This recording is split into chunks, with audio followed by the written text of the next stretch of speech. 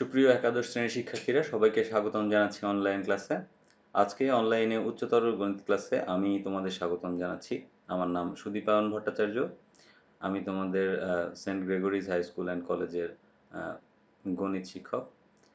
তো তোমাদের জন্য আজকে আমি যে বিষয়টি নিয়ে আলোচনা করব সেটি হচ্ছে ভেক্টর। ভেক্টর বিষয়টি তোমাদের বইয়ের দ্বিতীয় অধ্যায়ে আলোচনা করা হয়েছে। দ্বিতীয় অধ্যায়ে ভেক্টর সম্পর্কিত যে আলোচনা করা হয়েছে তার প্রাথমিক ধারণাটা আজকে আমরা আলোচনা করব। চলো দেখে নেই যে ভেক্টর কি, ভেক্টর কি কাজে লাগে। তো গণিতবিদরা প্রথম থেকেই কিছু সমস্যায় পড়ল। দেখা গেল গণিতের ফান্ডামেন্টাল যে বিষয়গুলো ছিল সেটা হচ্ছে যোগ, বিয়োগ, গুণ এবং ভাগ। যোগ, বিয়োগ, গুণ, ভাগ দিয়ে প্রথম দিকে আমরা জানতাম দুইটি জিনিস যোগ দুইটি জিনিস চারটি জিনিস হয়। আবার দুইটি থেকে দুইটি বাদ দিলে বা দুইটি থেকে একটি বাদ দিলে এক থাকে। 2 গুণন 3 দিলে 6 হয়। আবার 5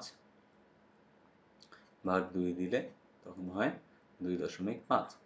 তাহলে এরকম যে আলোচনাগুলো, এরকম যে আইডিয়াগুলো, এটা হচ্ছে গণিতের প্রথম দিকের একদম এলিমেন্টারি দিকের এটা ছিল। তো এই কাজগুলো আমরা যেগুলো দিয়ে করি সেটা হচ্ছে স্কেলার।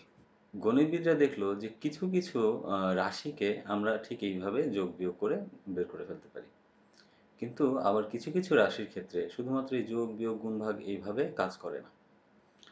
তো কেমন রাশি? মনে করো এখানে একটা ক্যারামের গুটি আছে। এখান থেকে আবুল আবুল কি করলো? আবুল এই বরাবর, মনে করো যে এই ক্যারামের গুটিটাকে 10 নিউটন বলে আঘাত করলো। আবার বাবুল কি করলো? এই দিকে, ঠিক এই দিকে 5 নিউটন বলে আঘাত করলো। এখন আঘাত করার একই সময়ে যদি দুইটি বল এই ক্যারামের গুটিটার উপরে হানে, তাহলে আমাদের সাধারণ বীজগণিতীয় ধারণা অনুযায়ী আমাদের কত আসার কথা? আমাদের আসার কথা হচ্ছে 15 নিউটন বল।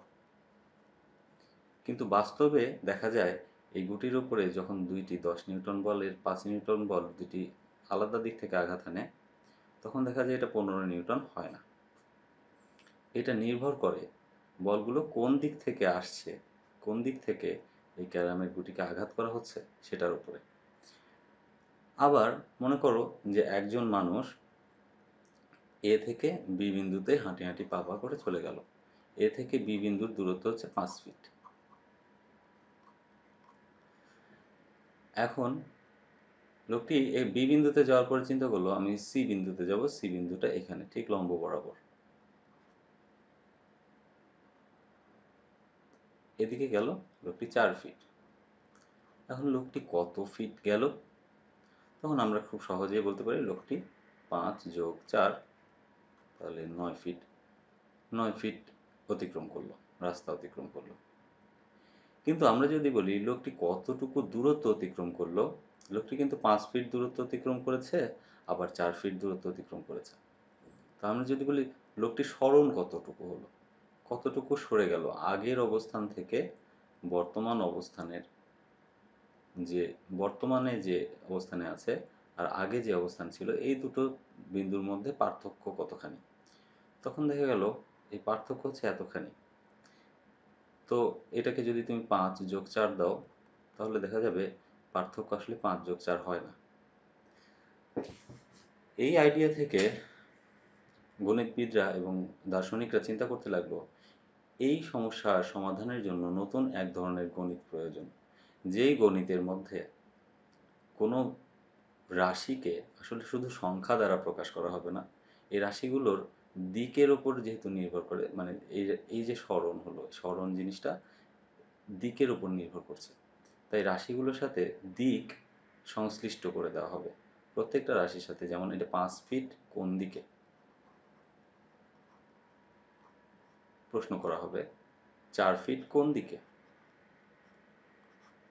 এই 4 ফিটের দিক এবং 5 ফিটের দিক যদি তোমার জানা থাকে, তাহলেই তুমি কেবল এই বাকি যে কতটুকু স্মরণ হচ্ছে আসলে সেটা তুমি নির্ণয় করতে পারবে। কিন্তু যদি দিক জানা না থাকে তাহলে এটা হতে পারে 9 ফিট, হতে পারে যে এ থেকে বি পয়েন্টে গেল 5 ফিট, আবার বি থেকে আবার সি পয়েন্টটা হয়তো এখানে আবার ঘুরে আসলো 4 ফিট। তাহলে হতে পারে মাত্র 1 ফিট দূরত্বে দাঁড়িয়ে আছে বর্তমানে মানুষটি, অর্থাৎ সরণ হচ্ছে 1 ফিট, 1 ফুট। তো এই যে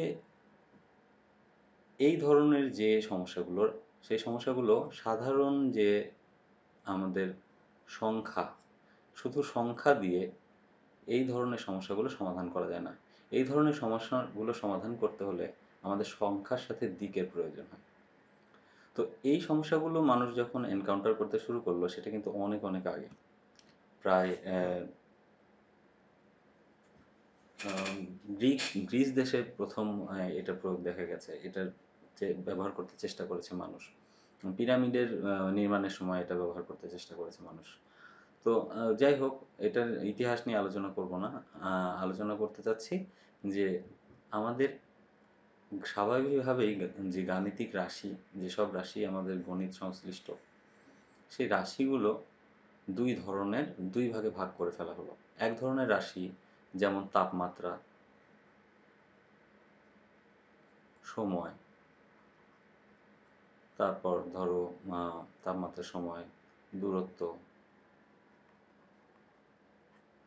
তারপর এই ধরনের রাশিগুলো, রাশিগুলোকে বলা হয় হচ্ছে কাজ, শক্তি।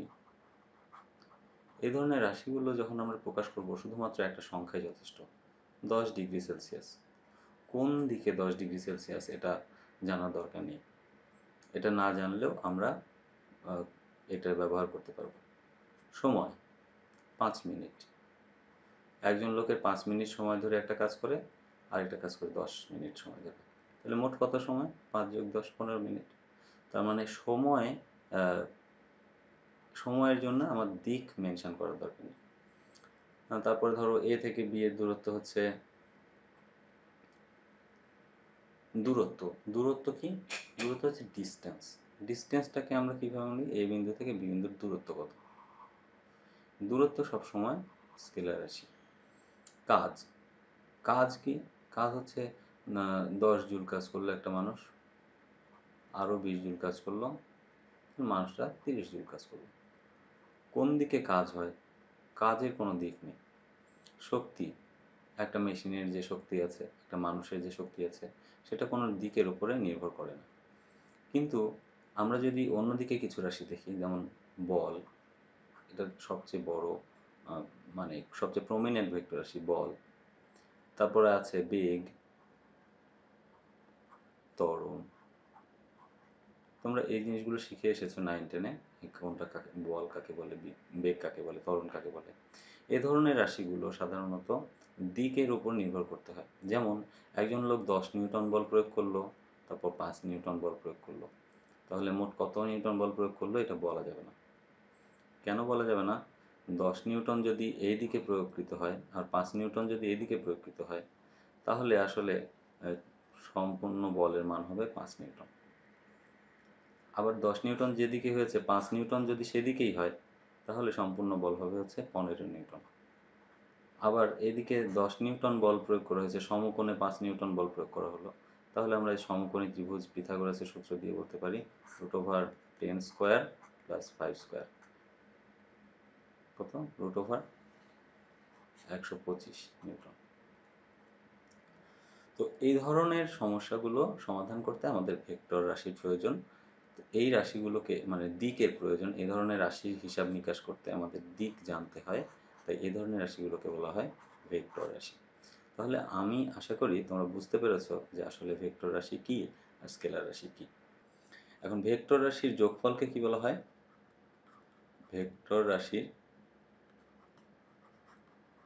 যোগফল হচ্ছে, যোগফলকে বলা হয়েছে লব্ধি। যেমন একটা বল 10 নিউটন এদিকে কাজ করছে, একটা বল 5 নিউটন এদিকে কাজ করছে। এই দুটি বল মিলে কতটুকু লব্ধি হবে তার মানে এই দুটি বলের, এটাকে আমরা যদি F1 বল দিয়ে প্রকাশ করি আর এটাকে যদি F2 বল দিয়ে প্রকাশ করি, তাহলে আমরা বলতে পারি যে এই F1 একটা ভেক্টর, ভেক্টর চিহ্ন দেওয়ার জন্য মাথায় অ্যারো চিহ্ন দেওয়া হয়, আর F2 একটা ভেক্টর, এর মাথায় অ্যারো চিহ্ন দেওয়া হয়। তো F1 আর F2 এর লব্ধি হচ্ছে, কিভাবে বের করা যায়, আমরা যদি এইভাবে একটা সামান্তরিক আঁকি, এদিকে একটা 5 নিউটনের মতো করে একটা সমান্তরাল ভেক্টর আঁকলাম, এদিকে 10 নিউটনের মতো করে একটা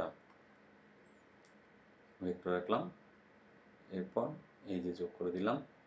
এখন এই যে কর্ণটা, এই কর্ণটা দিয়ে বোঝাবে হচ্ছে 10 নিউটন আর 5 নিউটনের লব্ধি। এটা হচ্ছে ভেক্টর রাশির সামান্তরিক সূত্র।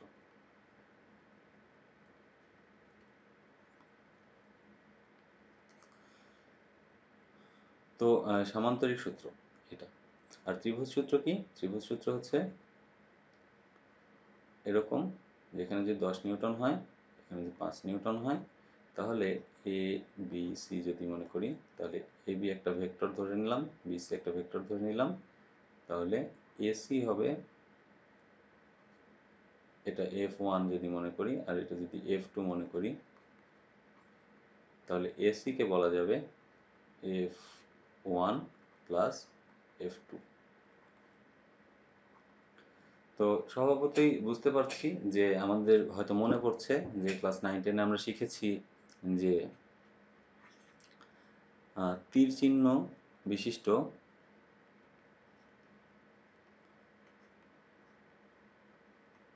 বিশিষ্ট সরল রেখা, সরল রেখা দ্বারা ভেক্টরকে প্রকাশ করা হয়।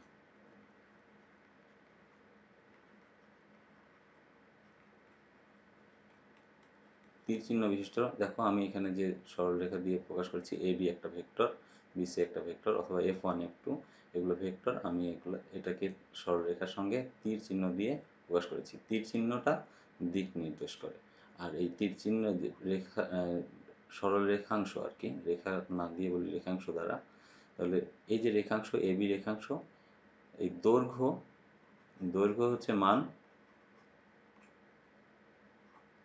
দৈর্ঘ্য দিয়ে কি প্রকাশ করা হয়, মান প্রকাশ করা হয়। আর তীর চিহ্ন দ্বারা, তীর চিহ্ন বা কোণ, তীর চিহ্ন বা কোণ দ্বারা কি করা হয়, দিক প্রকাশ করা হয়। তাহলে এই দুইটা জিনিস মনে রাখতে হবে আমাদের। ভেক্টর প্রকাশ করার সময় আমরা তীর চিহ্ন বিশিষ্ট সরলরেখা ব্যবহার করি, আর মান এবং দিক এভাবে দৈর্ঘ্য দ্বারা প্রকাশ করা হয় গাণিতিকভাবে প্রকাশের সময়। এরপর আমরা যদি আরেকটু ক্লাস 9-10-এর পড়া যদি একটু মনে করার চেষ্টা করি যে কী শিখেছি আমরা 9-10-এ, তাহলে আমরা দেখব যে আমরা আরও একটা জিনিস শিখেছিলাম যে ভেক্টর রাশিকে, ভেক্টর রাশিকে প্রকাশ করতে উপরে বা নিচে, অক্ষর প্রতীকের উপরে নিচে, অক্ষর প্রতীকের উপরে বা নিচে দাগ বা তীর চিহ্ন দেওয়া হয়।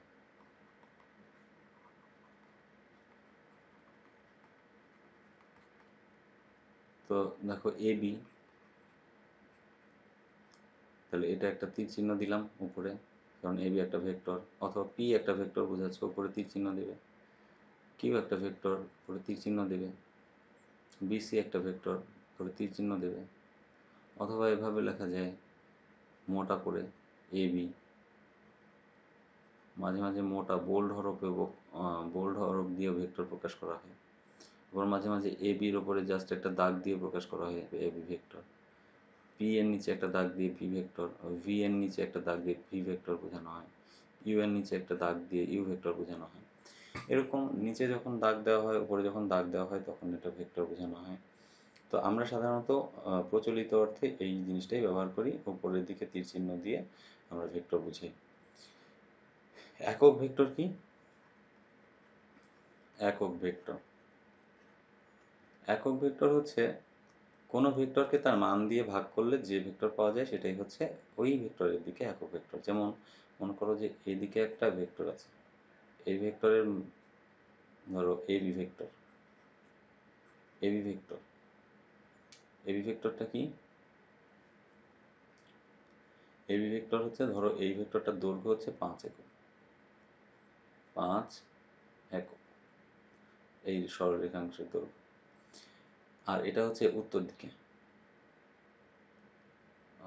এটা হচ্ছে ম্যাপের সাথে করলে এটা পূর্ব দিক হয়, আচ্ছা পূর্ব দিকে।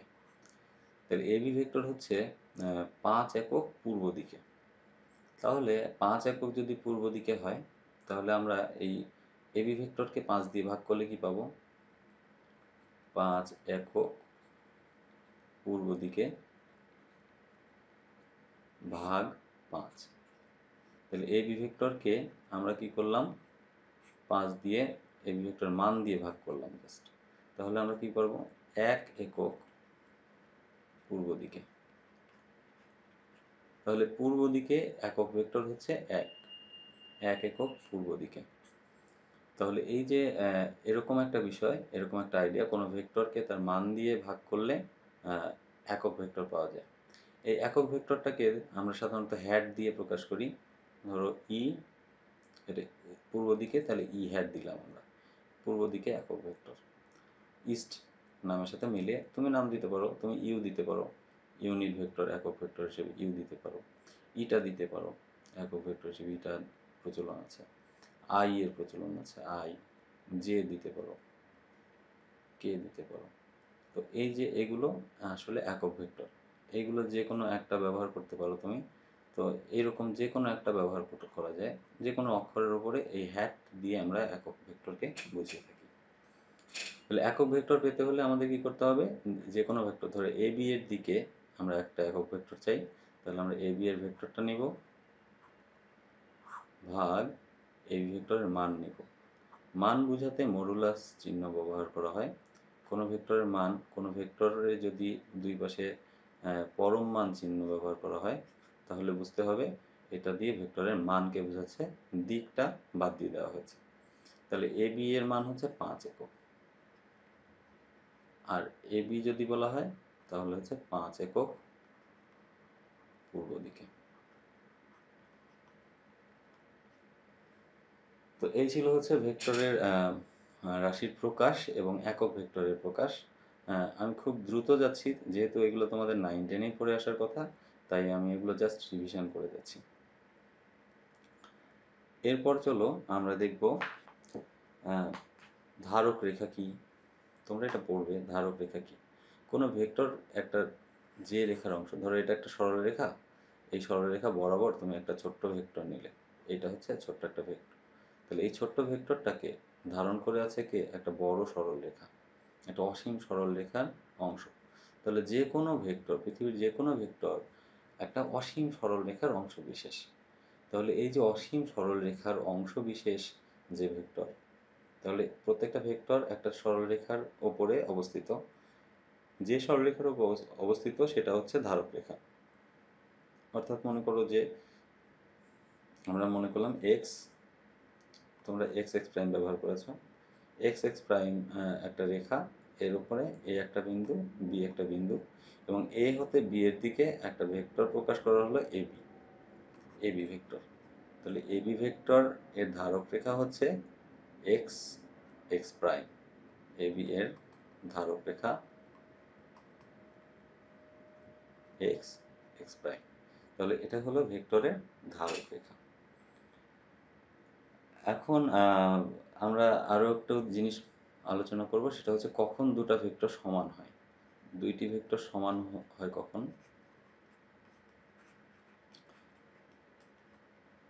ধরো বলের কথা চিন্তা করো, 10 নিউটন পূর্ব দিকে আর 10 নিউটন উত্তর দিকে। এই দুটি বল কখনোই সমান হবে না। দুটি বল যদি সমান হতে হয়, তাহলে আমাদের দুটি পূর্ব দিকে হতে হবে অথবা দুটি উত্তর দিকে হতে হবে।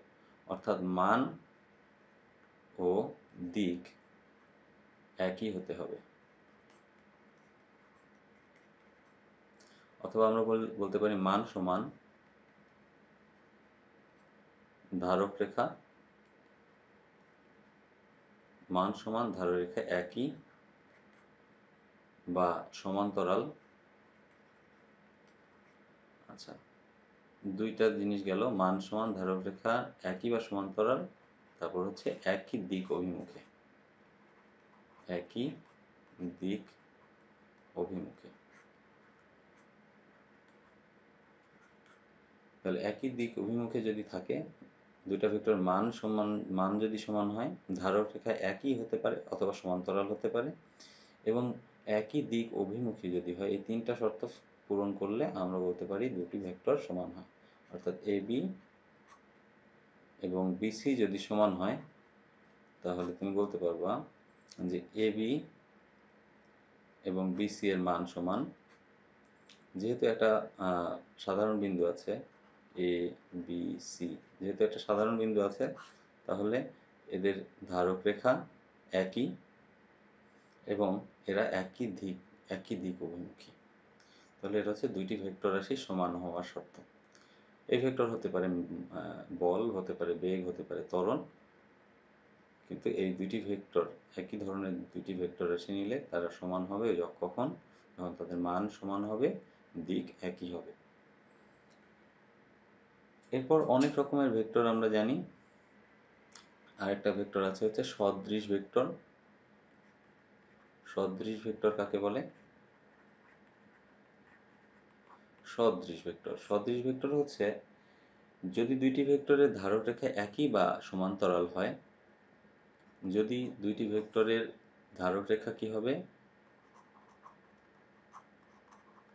ধারক রেখা একই বা সমান্তরাল, এবং 2 নম্বর কথা একই দিক অভিমুখে, একই দিক অভিমুখী হয়, তাহলে এরা সদৃশ। মানে সমান হওয়ার জন্য মান সমান হতে হয়। মান সমান হোক বা না হোক, যদি দুইটা ভেক্টর ধারক রেখা একই অথবা সমান্তরাল যদি দেখো, আর যদি দেখো এরা একই অভিমুখে আছে, তাহলে এদের মান সমান না হলেও আমরা এটা বলবো সদৃশ ভেক্টর। যেমন এই বরাবর ধরো একটা এবি ভেক্টর লেখা আছে, আর এই বরাবর হচ্ছে সিডি ভেক্টর লেখা আছে। তাহলে তুমি দেখতে পাচ্ছ যে এবি আর সিডি এর এখানে সমান্তরাল হয়নি, আমি আঁকার চেষ্টা করেছি সমান্তরাল করে। যাই হোক, এবি আর সিডি এর ধারক রেখা, এবি এর ধারক রেখা যদি আমরা আঁকি, সিডি এর ধারক রেখা যদি আমরা আঁকি, তাহলে এরা সমান্তরাল এবং এরা একই দিক অভিমুখী, তাহলে এরা সদৃশ ভেক্টর। এবারে আমরা জানবো বিপরীত ভেক্টর কাকে বলে। বিপরীত ভেক্টর হচ্ছে দুইটি ভেক্টর যাদের মান সমান। ধরো পি কিউ এবং আর এস, এদের মান সমান, এরা সমান্তরাল অথবা একই রেখায় অবস্থিত, কিন্তু এদের দৈর্ঘ্য মানে অভিমুখ বিপরীতমুখী। একটা যদি উত্তরে হয়, তাহলে আরেকটা ঠিক দক্ষিণে, তার মানে এদের মধ্যবর্তী কোণ হচ্ছে 180 ডিগ্রি। যদি দুটি ভেক্টর পরস্পর বিপরীতমুখী হয়, বিপরীত অভিমুখী হয়, এবং এদের মান সমান হয়, এদের ধারক রেখা যদি সমান্তরাল অথবা একই হয়, তাহলে আমরা এই দুটি ভেক্টরকে বলবো বিপরীত ভেক্টর। তাহলে যখনই বলবো বিপরীত ভেক্টর, তাহলে তিনটা জিনিস আমরা বুঝবো। এক হচ্ছে মান সমান, দুই হচ্ছে ধারক রেখা একই বা সমান্তরাল, তিন এরা বিপরীতমুখী, পরস্পর বিপরীতমুখী। তাহলে এই তিনটা ক্রাইটেরিয়া আমরা বুঝে নিব হচ্ছে যখন বিপরীত ভেক্টর শব্দটা বলা হবে। এরপর আরেক ধরনের ভেক্টর আছে, এটার নাম হচ্ছে শূন্য ভেক্টর। শূন্য ভেক্টর কি?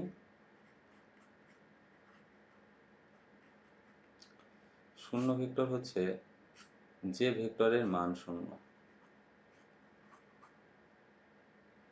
যে ভেক্টরের মান শূন্য।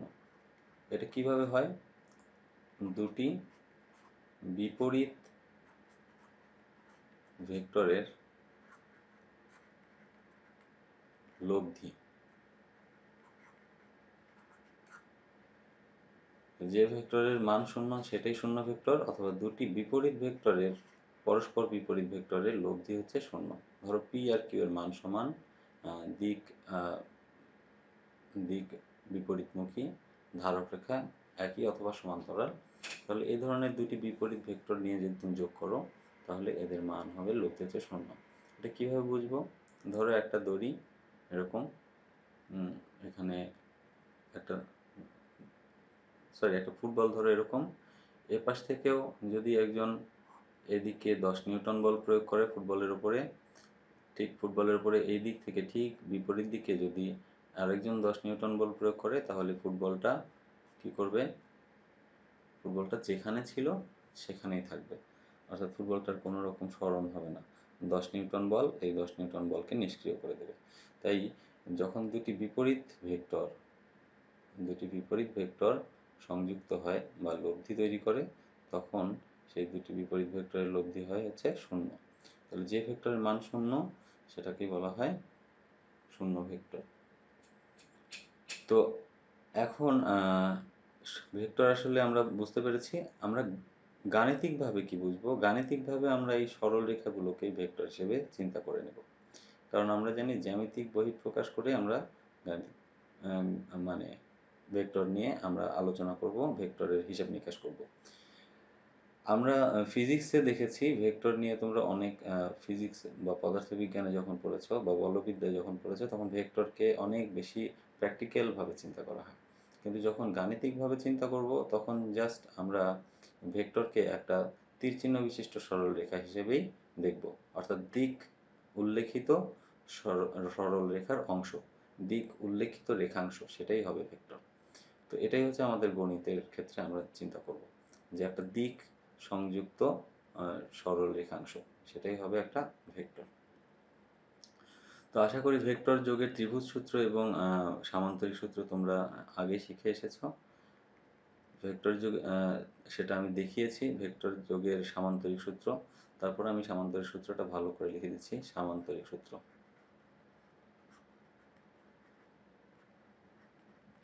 কিসের? ভেক্টর যোগের সামান্তরিক সূত্র। সামান্তরিক সূত্র কি? কোনো সামান্তরিকের দুইটি সন্নিহিত বাহু দুটি ভেক্টরকে প্রকাশ করলে, ধরো পি বাহু আর কিউ বাহু, কোনো সামান্তরিকের দুটি বাহু যদি দুটি সন্নিহিত বাহু যদি দুটি ভেক্টরকে প্রকাশ করে, তাহলে এটা সামান্তরিক বলা হয়েছে। তাহলে আমরা একটা সামান্তরিক এঁকে ফেলি। সামান্তরিকের মনে করি দুটি সন্নিহিত বাহু, এই যে এবিসিডি একটি সামান্তরিক, এর দুটি সন্নিহিত বাহু দ্বারা দুটি ভেক্টরকে প্রকাশ করা হয়েছে। তার মানে এবি ভেক্টর দ্বারা পি ভেক্টর এবং এডি বাহু দ্বারা কিউ ভেক্টরকে প্রকাশ করা হয়েছে। একটি সামান্তরিকের দুটি সন্নিহিত বাহু যদি দুটি ভেক্টরকে প্রকাশ করে, তাহলে উক্ত বাহুদ্বয়ের সাধারণ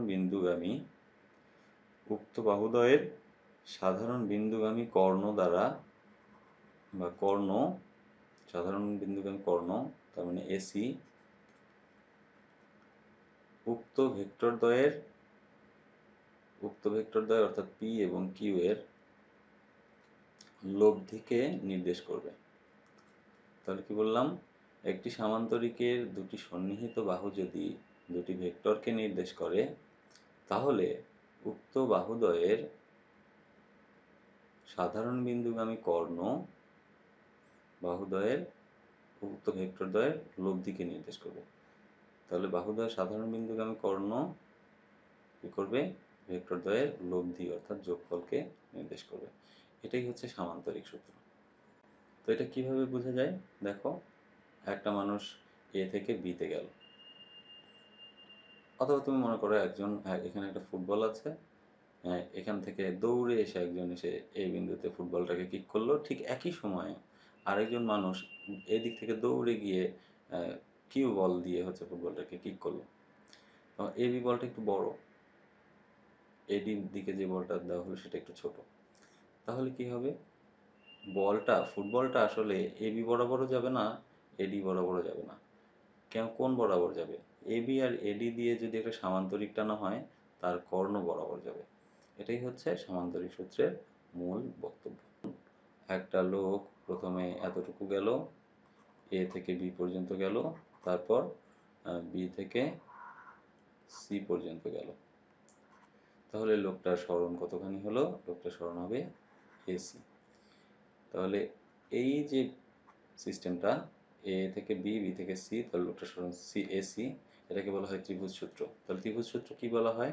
একটা ত্রিভুজের দুইটি বাহু যদি একই ক্রমে, একটা ত্রিভুজের দুইটি বাহু এ বি একই ক্রমে পি নির্দেশ করছে, এবি ভেক্টর দ্বারা পি নির্দেশ করা হলো, বিসি ভেক্টর দ্বারা কিউ নির্দেশ করা হলো,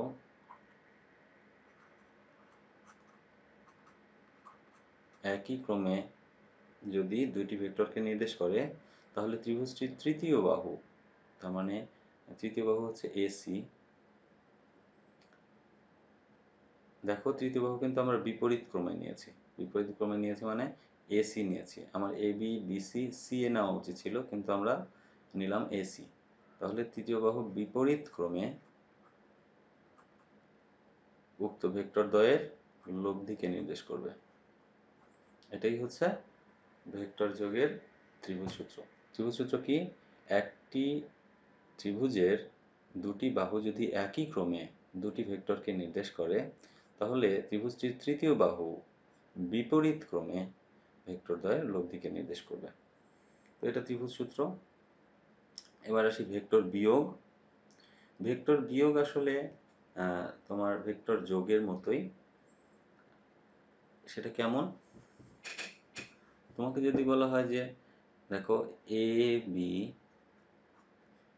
প্লাস বিসি, তাহলে আমরা জানি এ বি আর বিসি যদি যোগ করি, তার মানে পি যোগ কিউ যদি করি, তাহলে আমরা পাবো এসি।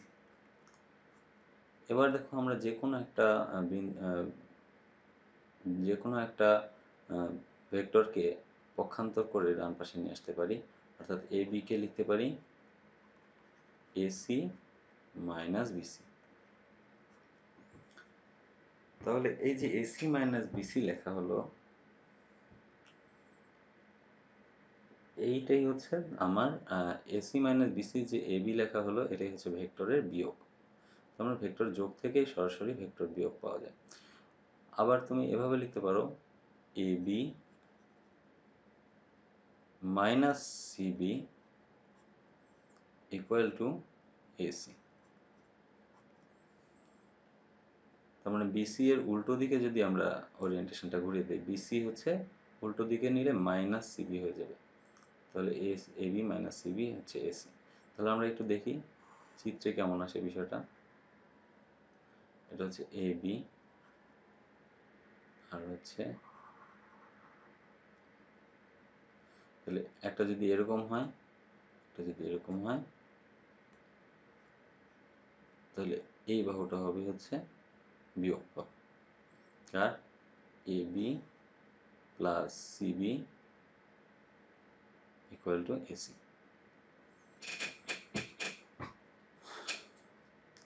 এটাকে যদি আমরা আরো ফর্মালি দেখাতে চাই, তাহলে আমরা এভাবে লিখি। ধরো একটা এ বি একটা ভেক্টর আছে, আর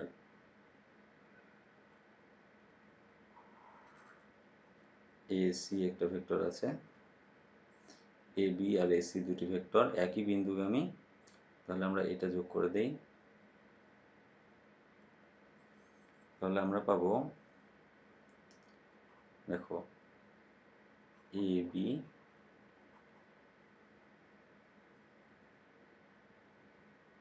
মাইনাস এসি,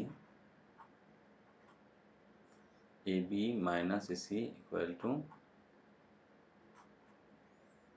সিবি।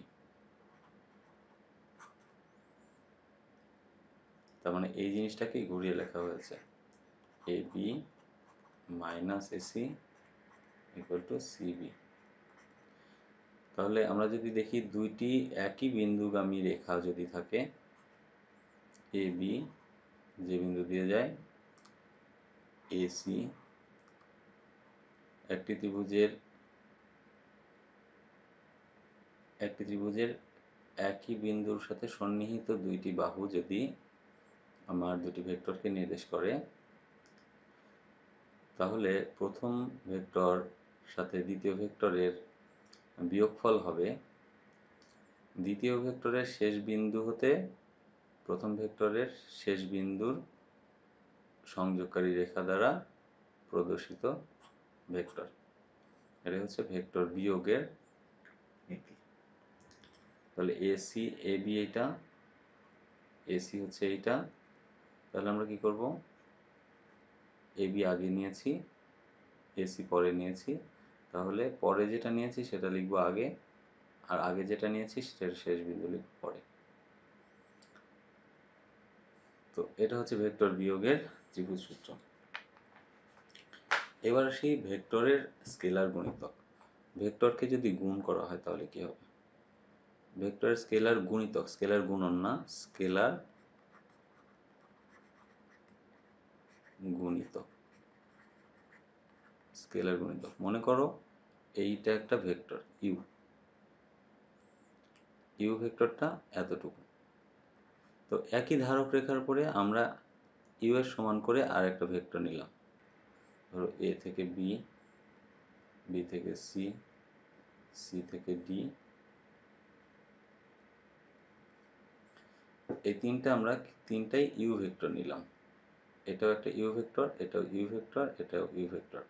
তাহলে A B plus B C plus C D, এই তিনটা ভেক্টর যোগ করলে আমরা কি পাবো? U plus U plus U সমান সমান থ্রাইস ইউ। তার মানে যদি আমি ইউকে 3 দিয়ে গুণ করি, যে কোনো একটা ভেক্টর ইউকে 3 দিয়ে গুণ করি, তাহলে ইউ এর দিকে ইউ এর 3 গুণ দৈর্ঘ্য বিশিষ্ট